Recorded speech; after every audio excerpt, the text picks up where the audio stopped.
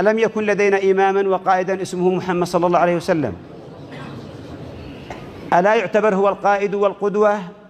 والله أمرنا بطاعته واتباعه، والله قرن حبه بحبه. ألسنا مأمور باتباع النبي عليه الصلاة والسلام؟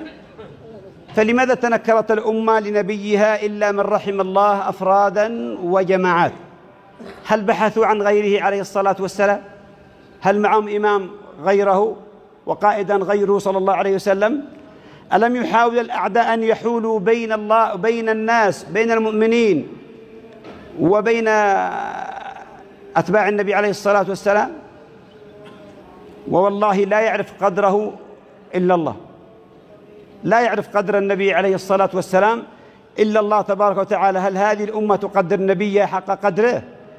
أما الصحابة فقد عرفوه وأحبوه وعرفوا قدره ومكانته، فاستحقوا وصف. قال الله لما وصفهم قال أولئك هم المؤمنون حقا. يوم عرفوا مكانته عليه الصلاة والسلام وعرفوا قدره صلى الله عليه وسلم. الأمة اليوم غيرت وبدلت وحكمت القوانين الوضعية لأنها لا تحترم نبيها صلى الله عليه وسلم.